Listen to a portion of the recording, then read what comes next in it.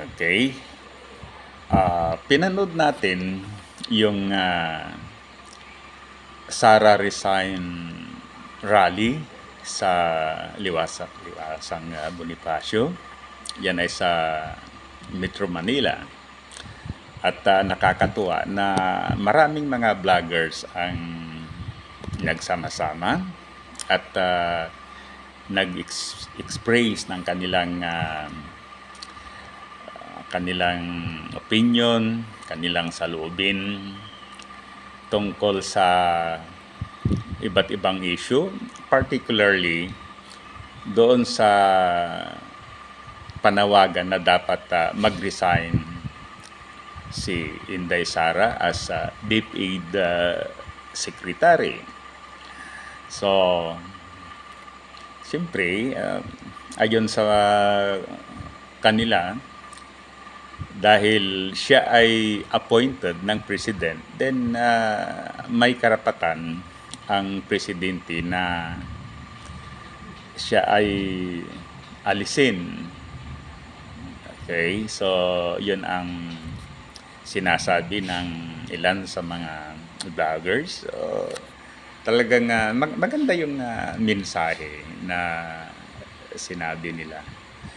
Sana kapag malapit lang sana tayo sa Metro Manila, then o kaya pag nandun tayo sa Metro Manila, so malamang tayo ay aattend din sa nasabing rally. Dahil tayo ay hindi pro BBM, ngunit suportado natin yung mga decision na sa ating paningin ay tama. Okay? Ngayon, yung panawagan na mag-resign si DepEd Secretary, sa palagay ko, talagang nararapat yun. She has to resign. Sabi ko nga in my past vlog, tayo ay retired teacher at school head. So, nakita natin na talagang marami yung mga bagay-bagay na dapat gawin ng DepEd Secretary para mapabuti yung kalagayan ng mga teachers o kaya'y mapataas yung antas ng education sa Pilipinas. Ngunit sa tingin natin, ang mga ito ay hindi nagagawa.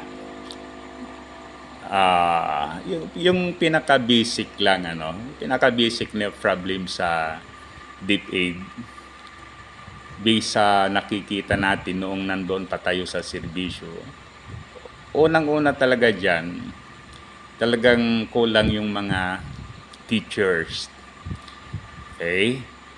Then, dapat din talagang kumpletuhin yung mga support staff like, halimbawa, yung guidance counselor, yung mga financial staff, yung mga naglilinis o nagmi-maintain ng school and so on. Okay, talagang kwan din yan. Hindi naman natin sinasabi na kaagad kumplituhin yan. But then, siyempre, hinding dahan-dahanin, no? Okay, so yun ang una, dagdagan ng teachers para hindi sila ma-overload. Pagkatapos, talagang kumpletuhin yung mga classrooms, especially in the remote places, dito sa mga baryo, malayong barangays. Actually, talagang kulang yung mga classrooms. May nakikita ko dyan na classrooms, roofing lang, walang wall.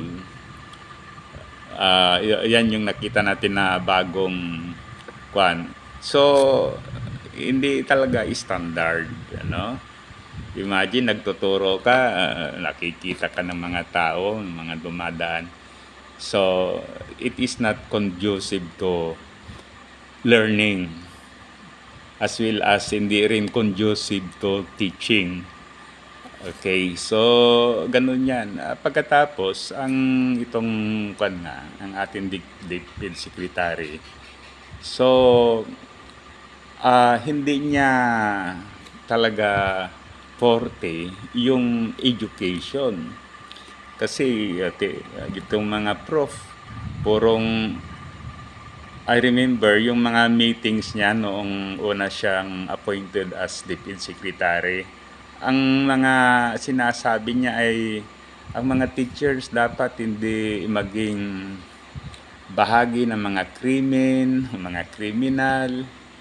Dapat yung armed conflict, pagkatapos yung mga kumakalaban, yung mga nagre-request ng halimbawa additional teachers ay riniread tag niya, sinasabing communist, yung mga visual aids wala, inabolish niya. Pagkatapos ano pa yung parang ang pinaka-focus niya ay yung confidential fund. Okay, so in other words, talagang as far as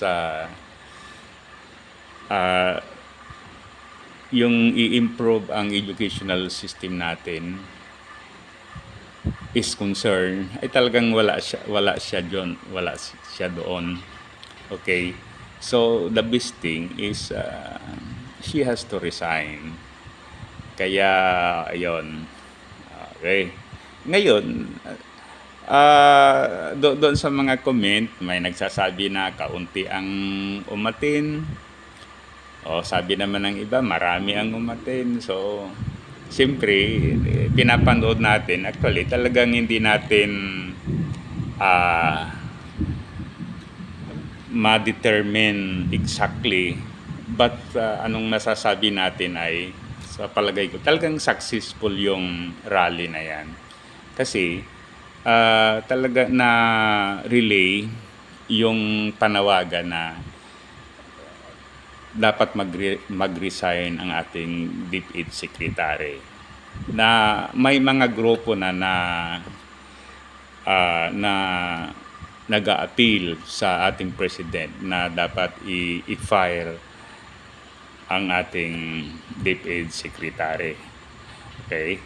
Pagkatapos, i-assume natin na kaunti ang present ng tao. Although, sabi ko nga, hindi natin ma-determine kasi siyempre wala tayo doon sa binyo. Ngayon, ganito, assuming na katamtaman lang ang tao doon, pero para sa akin, marami yon. Why? Kasi marami yung sumusubaybay sa internet.